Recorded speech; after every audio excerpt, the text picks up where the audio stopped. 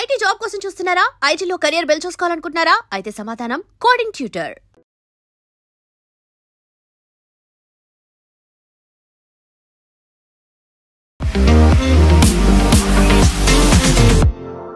దేశ రాజధాని ఒక్కసారిగా ఉలిక్కిపడింది. అనుకోకుండా ఎలా జరిగిందో ఎవరు చేశారో తెలియకుండానే బాంబు పేలింది. 9 మంది మరణించారు. సూసైడ్ బాంబర్స్ అనేది కూడా ఉంది అనే మాట వినిపిస్తోంది. ఆ కారులో ఉన్న వాళ్ళే చేశారు ఈ పని అనేది. కారులో ఉన్నటువంటి 3 మరణించారు. బట్ ఆ కార్ ఎవరి పేరు మీద ఉంది అనేది మూలాలు కూడా చెక్ చేసి చూస్తే పుల్వామాలో ఉన్నటువంటి ఒక ముస్లిం దాన్ని ఓన్ చేస్తున్నాడు అనేది ఉంది. ఆ 3 ఎవరు అనే దాన్ని కూడా ఇప్పుడు పెద్ద క్వశ్చన్ మార్క్ అయింది. పోలీసు వాళ్ళు ఏమంటున్నారంటే 3 గంటల సేపు ఇది రెడ్ ఫోర్ట్ పార్కింగ్లో ఈ కారు ఉండే 3 గంటల సేపు. దాని తర్వాత అక్కడి నుంచి బయటికి తీస్తున్నప్పుడు ఒక డ్రైవర్ చాలా క్లియర్గా కనిపిస్తున్నారు, కానీ వెనక సీట్లు ఎవరైనా ఉన్నారో కనిపించట్లేదు క్లియర్గా. So we still don't know. దాంట్లో పోలీసు వాళ్ళు పట్టుకున్న తర్వాత డాక్టర్ని ఆయన ఇంట్రోగేట్ చేస్తున్నప్పుడే వీళ్ళకి పాసిబుల్గా వీళ్ళకి ప్యానిక్ అయ్యారు. వీళ్ళు నెక్స్ట్ మా మీద వచ్చి పడతారని చెప్పి బహుశా కార్లో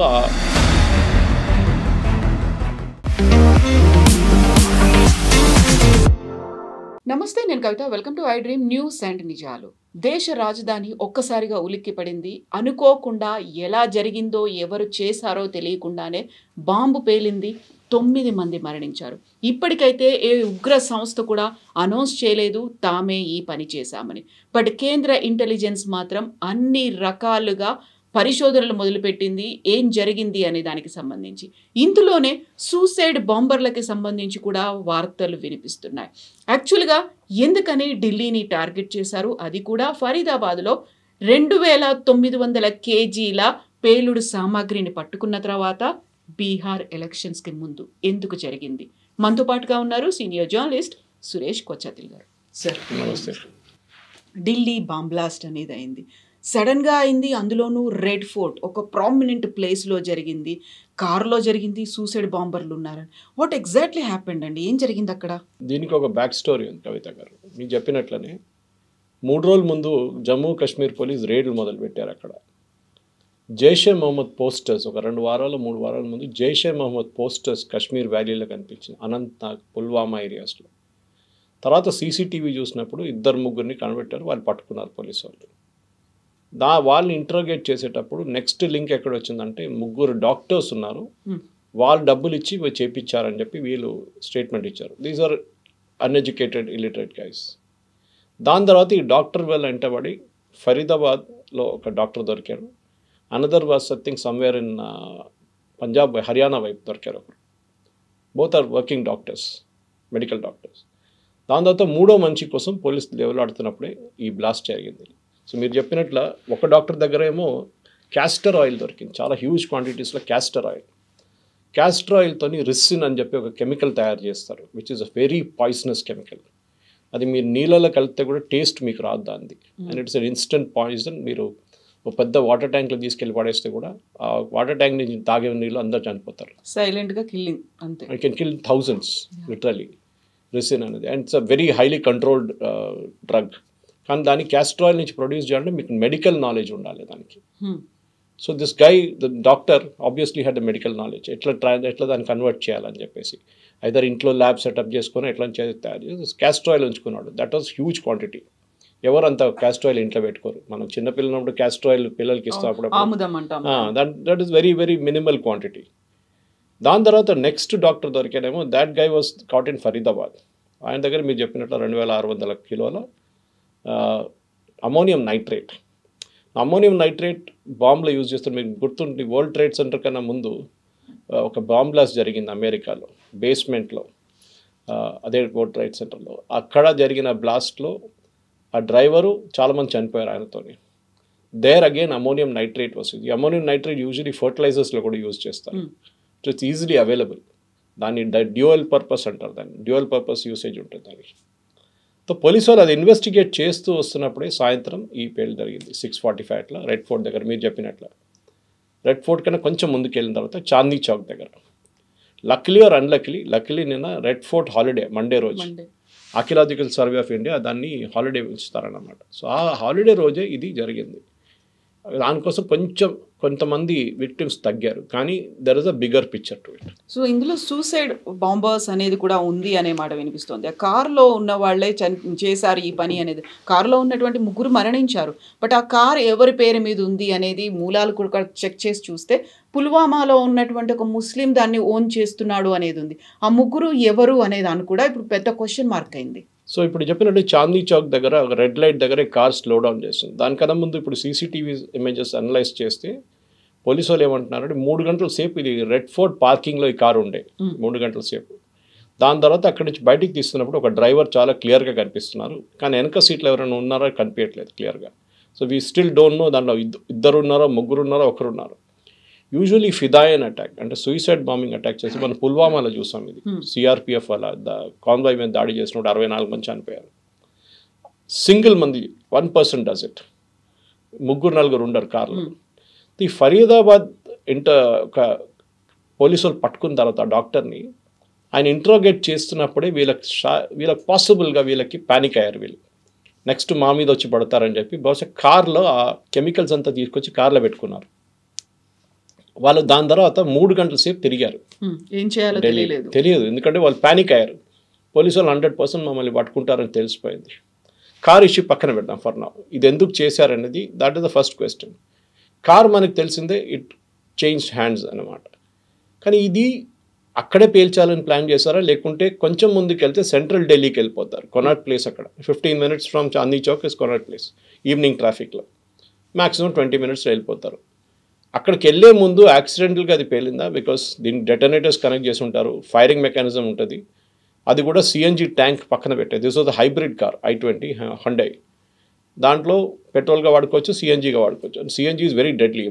మనం చూసాం చాలా మటుకు రీఫిల్లింగ్లో ఇల్లీగల్గా కన్వర్ట్ చేస్తున్న సిఎన్జి వెహికల్ చాలా మటుకు ఎక్స్ప్లోడ్ అవుతుంది. ఫస్ట్ అదే అనుకున్నారు. ఈ బ్లాస్ట్ జరిగినప్పుడు ఇనీషియల్ అజంప్షన్ ఏముండే అంటే సిఎన్జి వెహికల్ పేలింది, కానీ తర్వాత దీని ఇంపాక్ట్ చూస్తే తెలిసిపోయింది సిఎన్జి కాదు, ఇది something extra contributed to it అనేది.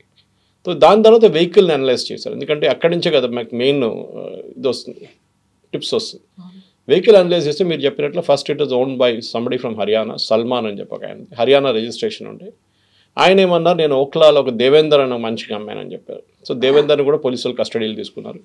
ఆయన ఇమీడియట్గా ఏం చెప్పారంటే నేను ఇంకోనికి అమ్మాను, that was sold in Jammu Kashmir Pulwama through third person.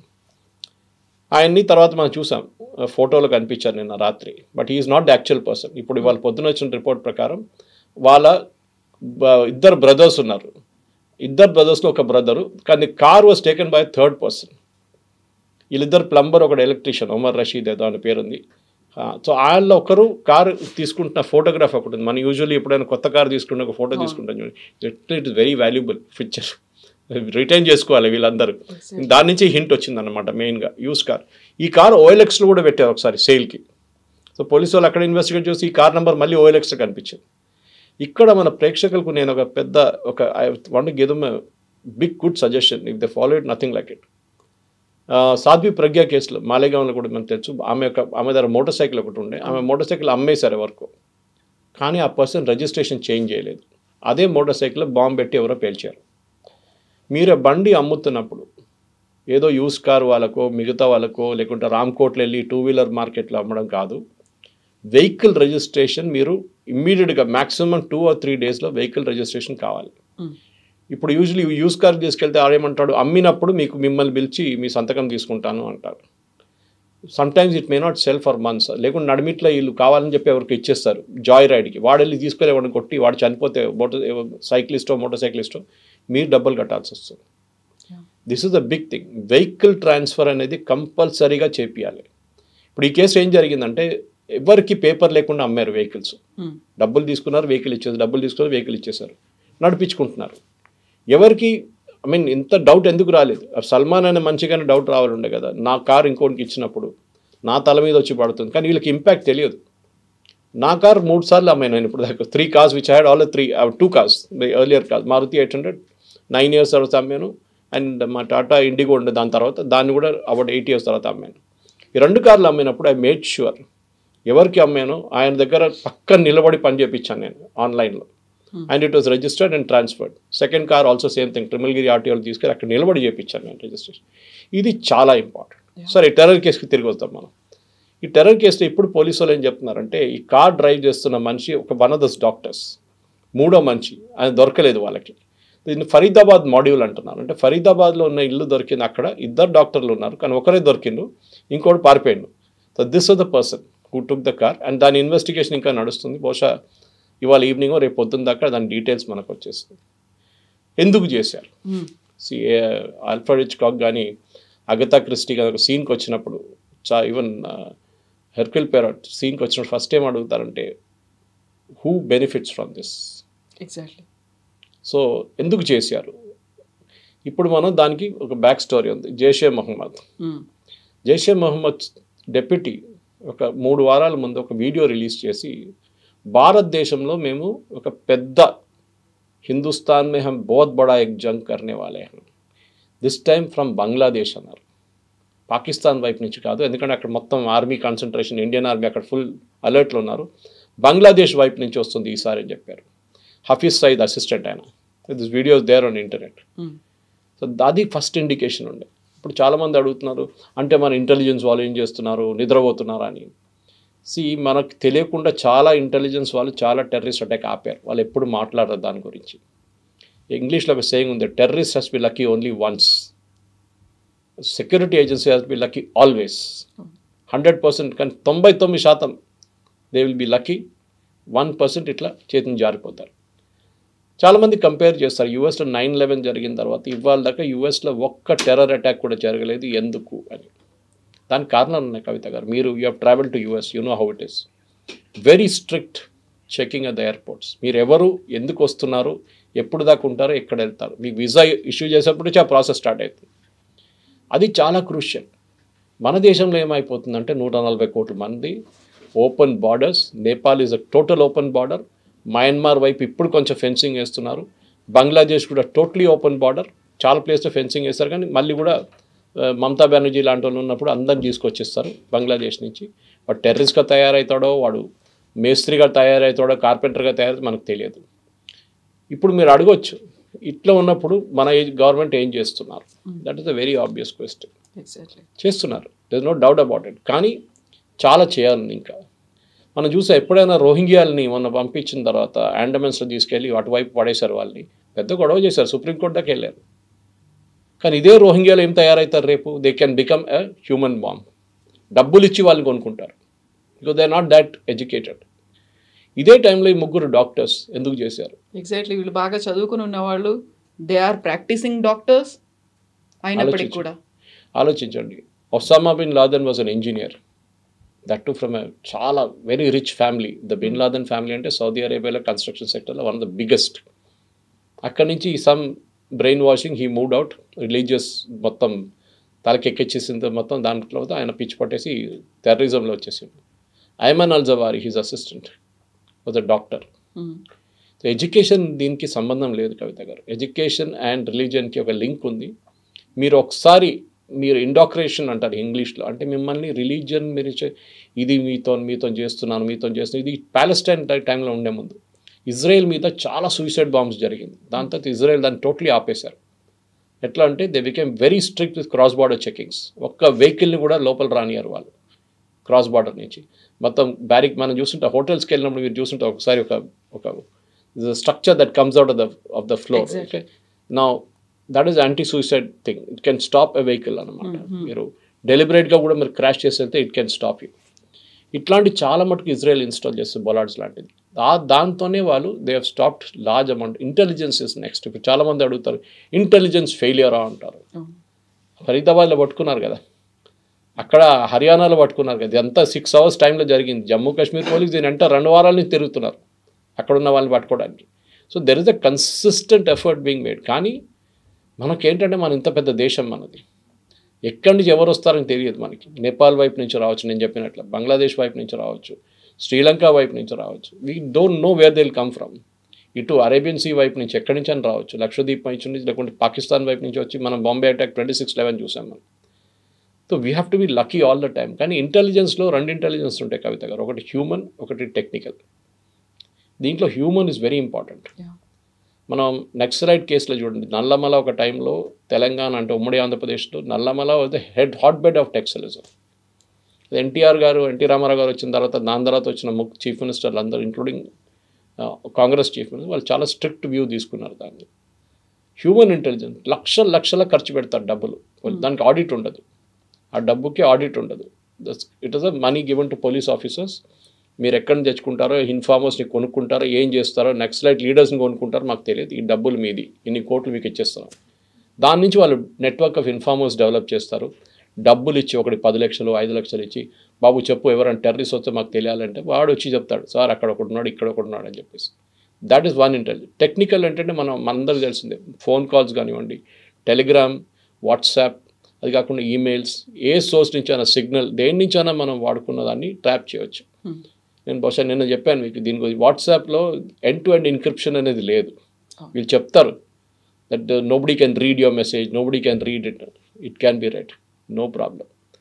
Second, for every phone, iPhone కానివ్వండి, ఏ ఫోన్ అయినా కానివ్వండి, and original key is with the owner which is the company.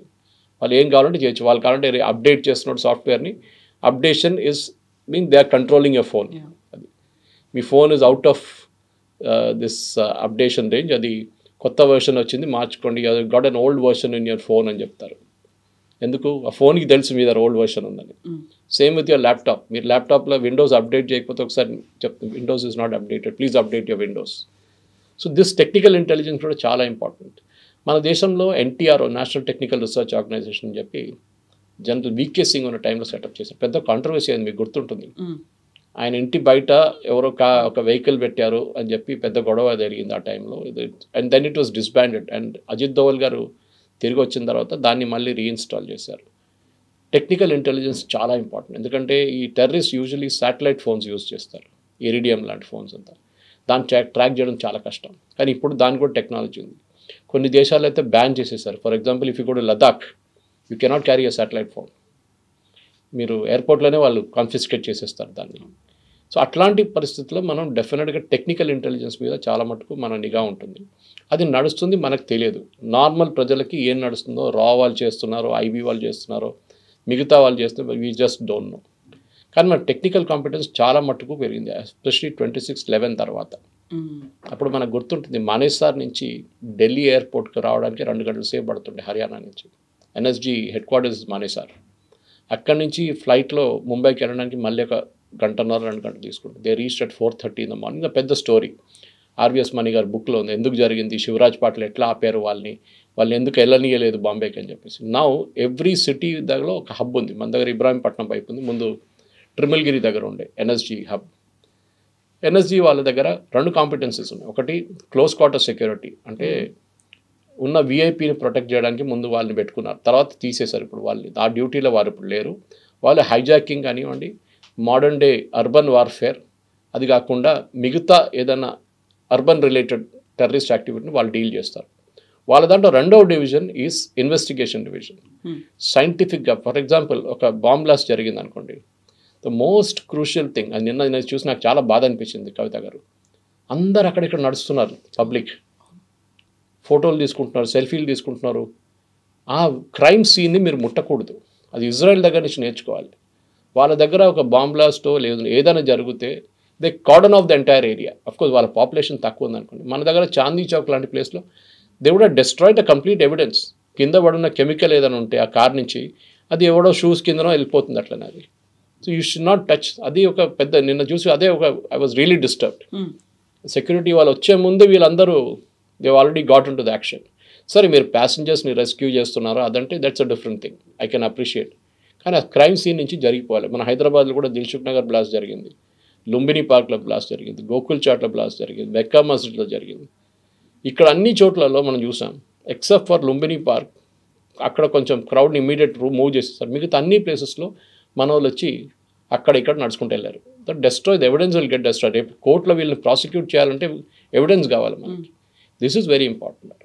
ఈ మధ్యనే ఇంటెలిజెన్స్ రిపోర్ట్స్ అనేవి వచ్చాయి అనేది, పీఓకేలోకి ఎంటర్ అయిపోయారు అనేది, లైన్ ఆఫ్ కంట్రోల్లో కూడా ఎంటర్ అయిపోయారు, డ్రోన్స్తో వాళ్ళు ఆపరేట్ చేశారు, ఎక్కడైతే వీకర్గా ఉందో ఎక్కడైతే వల్నరబుల్గా ఉందో అక్కడ నుంచి వాళ్ళు లోపలికి వచ్చారు. దే ఆర్ ప్లానింగ్ 2 రకాలుగా చేస్తున్నారు. ఒకటేమో డ్రగ్స్ కావచ్చు, లేకపోతే ఇల్లీగల్గా వెపన్స్ని ఒక మాఫియా లాగా చేస్తున్నారు. ఇంకొకటి ఇక్కడ ఉన్నటువంటి స్లీపర్ సెల్స్ని చాలా యాక్టివ్ చేస్తున్నారు అనే దాంతో పాటుగా ఎక్కడైనా సూసైడ్ ఫిదాయిన్ అటాక్స్ చేయడానికి కూడా సూసైడ్ బాంబర్లు కూడా రెడీగా ఉన్నారు, వాళ్ళని యాక్టివేట్ చేస్తున్నారు అనేమాట. సో అది వచ్చినటువంటి 1 వీక్లోనే ఈ ఇన్సిడెంట్ జరిగింది అంటే మీరు చెప్పినట్టుగా ప్రతిదానికి జాయినింగ్ ద డాట్స్ అనుకుంటే they have a bigger plan అని అర్థమవుతోంది కదా. కరెక్ట్. ఇప్పుడు అదే జరిగింది. ఇప్పుడు ఈ కేసులో it is more of a local. ఇప్పుడు పాకిస్తాన్ వాళ్ళు అదే అంటారు, ఇప్పుడు మమ్మల్ని ఎందుకు అంటున్నారు, మీ వాళ్ళు చేపించారు కదా అంటారు. అఫ్కోర్స్ జైషే మొహమ్మద్ ఉండేది పాకిస్తాన్లో, కానీ మన దగ్గర ఉన్న ఎడ్యుకేటెడ్ స్లీపర్ సెల్స్ని యాక్టివేట్ చేస్తున్నారు. మీకేమో అనిపిస్తుంది, పక్కన ఉన్నవాడు ఒకడు పోరోడు పొద్దున ఉద్యోగానికి వెళ్తున్నాడు, మిల్క్ ప్యాకెట్ తీసుకున్నాడు, చాయ్ తయారు చేస్తాడు, బ్రేక్ఫాస్ట్ తయారు చేసి ఉద్యోగానికి వెళ్తున్నాడు, మళ్ళీ సాయంత్రం వస్తాడు, షూస్ క్లీన్ చేస్తున్నాడు, మిగతా కార్ తీస్తున్నాడు, కార్ క్లీన్ చేస్తున్నాడు, రెగ్యులర్ యాక్టివిటీ ఉంటుంది. కానీ మీరు ఎప్పుడు సస్పెక్ట్ చేయరు that he can be a sleeper cell. ఆ నార్మల్ పర్సన్ నుంచి స్లీపర్ సెల్ మూవ్ అయ్యేది ఒక పర్సనల్ డిసిషన్. అది ఒక doctor, why should he get involved in a terrorist activity? అక్కడే వస్తుంది రిలీజన్ అనేది. మిమ్మల్ని బ్రెయిన్ వాష్ చేస్తారు, ఎందుకంటే వీళ్ళు డబ్బులు పెట్టి కొనక్కర్లేదు, వీళ్ళ దగ్గర డబ్బులు ఉంటుంది. Especially rich people like doctors, I'm assuming at least well to do, నా రిచ్ అని చెప్పలేము. అట్లాంటి వాళ్ళని వీళ్ళు రిలీజన్ పెట్టి చేస్తారు. చూడండి మిమ్మల్ని ఇట్లాంటి దారుణం పని చేస్తున్నారు, Indian government is doing, Modi is doing this, అది ఇది అని చెప్పి బ్రెయిన్ వాష్ చేస్తారు. యాజ్ ఇట్ ఈస్ మన పాలిటిక్స్లో అది ఉంది. ఎందుకంటే మనం చూస్తాం ఈ కాంగ్రెస్ లీడర్స్ కానివ్వండి, మిగతా కొంతమంది రిలీజన్ని వాడుకుంటారు వాళ్ళు ఎప్పుడైనా. అది చాలా డేంజరస్. ఈవెన్ ఇప్పుడు బీజేపీ మీద కూడా వీళ్ళు అక్యూజ్ చేస్తారు, వాళ్ళు హిందువులు మరి మేము ముస్లిమ్స్ అని. అది కాదు, ఈ కేసులో చూడండి, హిందూ ముస్లిం అని చూడలేదు, అక్కడ తీసుకొచ్చి బ్లాస్ట్ చేస్తున్నాడు, ఎంతమంది చనిపోయారు తెలియదు మనకి. లక్కీలీ ఆ రోజు రెడ్ ఫోర్ట్ హాలిడే ఉండే, ఆ రోజు దట్ ఈస్ మండే రోజు, ఆర్కియాలజీ సర్వే ఆఫ్ ఇండియా ఎక్కడైనా కానీ హాలిడే ఉంటుంది. సో క్రౌడ్ అక్కడ తక్కువ ఉండే. కానీ వీళ్ళు సెంట్రల్ ఢిల్లీకి వెళ్ళారు అనుకోండి, అక్కడ పరిస్థితి దారుణం అవుతుండే, ఎస్పెషల్లీ కొనాట్ ప్లేస్ లాంటి ప్లేస్లో ఇంక చాలామంది చనిపోతుండే. So we have to first find out motivation of why people do what they do.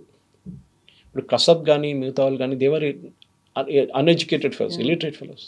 వాళ్ళు ఈజీలీ డబ్బులు పెట్టి కొనుక్కున్నారు వాళ్ళు, మీ ఫ్యామిలీని మేము చూసుకుంటాం. ఇది ఇజ్రాయెల్ వాళ్ళ పాలసీ కూడా. ఇజ్రాయెల్ ప్యాలెస్టీన్తో గాజా లాంటి మిగతా దానికన్నా ముందు when they were dealing with suicide bombers, వాళ్ళు ఏం చేస్తారంటే సూసైడ్ బాంబర్ వచ్చి మన దగ్గర బాంబ్ చేసి వెళ్తే, ఇజ్రాయెల్లో బాంబ్ చేసి వెళ్తే, వాడు ఇల్లు ఎక్కడ ఉందో అక్కడ వెళ్ళి ఇల్లు మొత్తం ధ్వంసం చేస్తారు బుల్డోజర్ పెట్టి. అది యోగి ఆదిత్యనాథ్ కూడా చేసి ఉంటారు, మీరు చూస్తున్నారు. అది ద ఐడియా ఈజ్ నువ్వు పోతే పో, మీ ఫ్యామిలీ కూడా ఉండరు అని. ఎందుకంటే వీళ్ళకి డబ్బులు ఇచ్చి మీ ఫ్యామిలీని మేము అడ్డుకుంటాం, మేము చూసుకుంటాం, వాళ్ళకి ₹1,00,00,000 ఇస్తాం, నువ్వు హ్యాపీగా వెళ్ళి సూసైడ్ బాంబ్ చేసుకొని చనిపో, నువ్వు జహన్నంకి వెళ్ళిపోతావు, అక్కడ ఊర్లు నీకోసం ఎదురు చూస్తున్నారని చెప్తారు. కానీ దిస్ ఇస్ ద థింగ్, మీరు ఫియర్ ఆఫ్ గాడ్ అన్నమాట. వాళ్ళని నువ్వు పోతే పోయినావు కానీ నీ ఇల్లు ఉండదు, నీ ఫ్యామిలీ ఉండదు, మొత్తం అందరిని ధ్వంసం చేస్తామంటే వాడు 2 సార్లు ఆలోచిస్తాడు, ఇది నేను చేయాలన్నా వద్దని. వీ డోంట్ నో, ఈ ఇద్దరు కస్టడీలో ఉన్న డాక్టర్స్ని ఇంటరోగేట్ చేస్తే వాట్ మోటివేటెడ్ దెమ్, ఎందుకు చేస్తున్నారు ఇట్లాంటి పనులు అనేది అప్పుడు తెలుస్తుంది.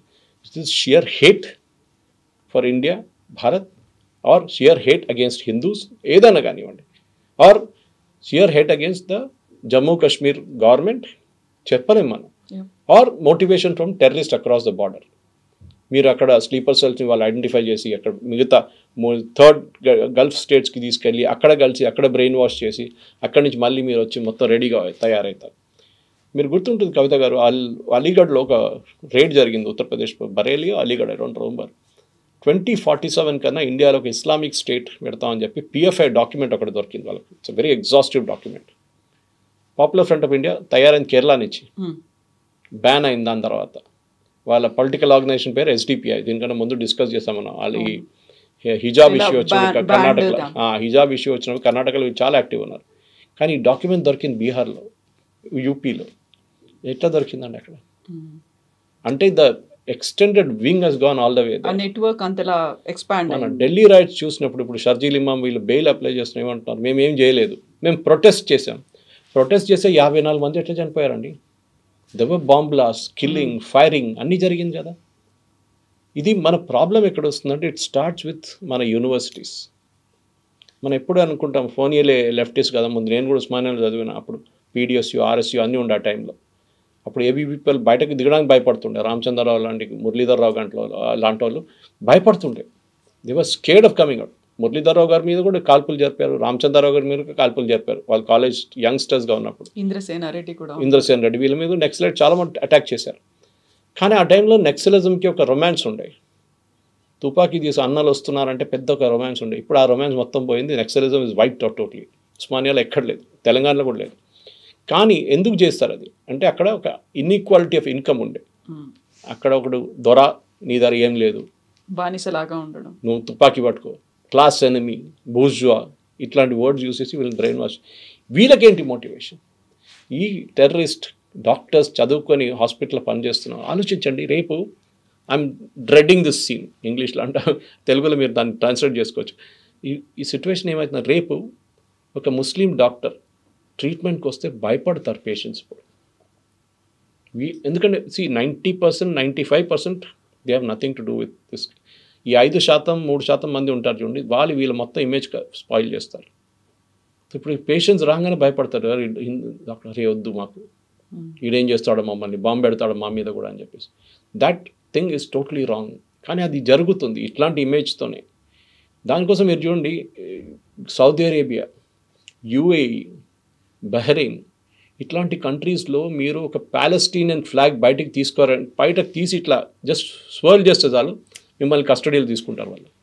మన దేశంలో ఓపెన్గా దాన్ని తిప్పుతారు, ర్యాలీస్ అవుతాయి, ర్యాలీస్ జరుగుతుంది. అక్కడ ట్రై చేసి చూడండి, ఒక ర్యాలీ తీయండి, ఒక స్లోగన్ చెప్పండి, ఇంతిఫాదా స్లోగన్ కూడా లోపల వేసుకుంటారు. ఎందుకంటే వాళ్ళకి తెలుసు రాడికలైజేషన్ అక్కడి నుంచే మొదలవుతుందని. So they are very strict. Islamic countries extremely strict ఇట్లాంటి యాక్టివిటీస్. వాళ్ళకి భయం ఉంది, వాళ్ళకి తెలుసు రేపు వాళ్ళ మీదే భస్మాసుర ఎఫెక్ట్ వస్తుందని. వాళ్ళ తల మీద తీసుకొని చేయి పెడతారని వాళ్ళకి తెలుసు. సో దానికి మన దేశంలో కూడా ఇది ఇప్పుడు ఆగదు, ఇంకా ఉంటుంది ఇట్లానే. But we have to be careful. మన ప్రాసెస్ కానీ, సిస్టమ్స్ కానీ, మన ఇంటెలిజెన్స్ కానీ వాళ్ళ పని చేస్తున్నారు. బట్ యాజ్ సిటిజన్స్ మనకు కూడా ఒక రెస్పాన్సిబిలిటీ ఉంది. ఒక బ్యాగ్ పక్కన పడి ఉంటే అది అక్కడ పడింది ఏమవుతుంది? రైల్వే స్టేషన్ వెళ్ళినప్పుడు 500 మంది 600 మంది ఎంటర్ అవుతారు. సికింద్రాబాద్ కానీ, కాచిగూడ కానీ, మీరు ఎక్కడైనా వెళ్ళండి, బ్యాగేజ్ స్కానర్ ఉంది, ఎవ్వరు వాడరు. వాడితే ఒక సరిపోదు, పెద్ద లైన్ అయిపోతుంది. చెకింగ్ కోసం మీకు 5-6 బ్యాగేజ్ స్కానర్లు కావాల్సి వస్తుంది. మీకు ఎయిర్పోర్ట్లో కల్చర్ ఉంది, to limited extent, large extent ఎయిర్పోర్ట్లో సెక్యూరిటీ కల్చర్ ఉంది. కానీ ఇక్కడ రైల్వే స్టేషన్ ఇట్లాంటి స్పాట్స్ పికప్ చేస్తారు వీళ్ళు, టెర్రరిస్ట్ ఎక్స్ప్లాయిట్ చేయడానికి. ఆ ఒక్క బ్యాగ్లో ఇప్పుడు చూడండి, ఈ వారం మొత్తం చెక్కింగ్ ఉంటుంది కవిత గారు, ఫుల్ చెక్కింగ్. మన కర్నూలు బస్ డిజాస్టర్ తర్వాత చూసాం. ఇప్పుడు వెళ్ళి చూడండి, ఒక్క బస్సు చెక్కింగ్ ఉండదు. మళ్ళీ నైట్ కూడా ఇంకో ఇన్సిడెంట్ అయింది విహారీ ట్రావెల్స్ బస్. అదే అంట. సో ఇట్లాంటిది ఇప్పుడు నెక్స్ట్ 1 వీక్ కార్లు ఆపడం, బస్సులు ఆపడం, రైల్వే స్టేషన్ చెక్కింగ్, అక్కడ చెక్కింగ్, ఇక్కడ స్నిఫర్ డాగ్స్ అన్నీ ఉంటుంది. వారం తర్వాత మర్చిపోతారు. మన కల్చర్లో లేదు అది. ఎవడో వస్తాడో ఏమైంది, మనకేమైంది, 140 కోట్ల మంది ఉండి 10 మంది చచ్చిపోయారు అంతే కదా అంటారు. That is the attitude. So we should ఆ కల్చర్ డెవలప్ చేయాలి మనం. ఇది నాట్ జస్ట్ మోదీ గారి పని కాదు, అమిత్ షా గారి పని కాదు, అజిత్ దోవల్ గారు కాదు, మనకు కూడా ఒక రెస్పాన్సిబిలిటీ ఉంది. If you notice something suspicious, ఎవరో సస్పీషియస్గా బిహేవ్ చేస్తున్నారు, ఎవరో large sums of money withdraw చేస్తున్నారు ఏటీఎం నుంచి అని చూసాం, మన పక్కన నిలబడినప్పుడు చూసాం. You have to report these things. ఎందుకు అనేది కానీ మనం చేయం. ఎందుకులే పోలీస్ స్టేషన్, పోలీసులు, ఈ కిరికీలంతా, వాడు చేస్తే వాడు చేయని, ఎవడో వస్తాడు అని యాటిట్యూడ్ వచ్చేస్తుంది మన దాంట్లో. Whereas you go to Israel, ఈ యాటిట్యూడ్ అక్కడ లేదు. Every small thing and every Israeli is trained. That is most important thing. So మన దగ్గర కూడా ఈ అటాక్ చూద్దాం. మనం ఇంకా 2-3 రోజులు, బహుశా ఇవాళ ఈవినింగ్ దాకానో రేపు పొద్దున్న దాకా ఒక ప్రిలిమినరీ రిపోర్ట్ అయితే వస్తుంది. ఎందుకు జరిగింది, ఎందుకు చేశారు, ఎవరు చేశారు అనేది. Thank you so much. Thank you very much. నిజంగా ప్రస్తుతం ఉన్నటువంటి సమాజం దేనికి ప్రయారిటీ ఇస్తుంది? ఆర్థిక సంబంధాల చుట్టూ మాత్రమే తిరుగుతుంది. మళ్ళీ ఎన్నికలంగానే చాలా విరక్తి కలుగుతాను. మంచి అనిపిస్తుంది కదా, లేడీస్ కూడా ఛాలెంజింగ్ జాబ్స్ చేసినప్పుడు చాలా బాగుంటది. ట్రాఫిక్ అసిస్టెంట్స్ గా నియమించిన ట్రాన్స్జెండర్స్ అందరితో సాల్యూట్ చేయించుకుంటున్నారు. ఫుడ్ డెలివరీ ఇవ్వటానికి వెళ్ళినటువంటి డెలివరీ బాయ్ అనిల్ పై కళ్ళ ముందు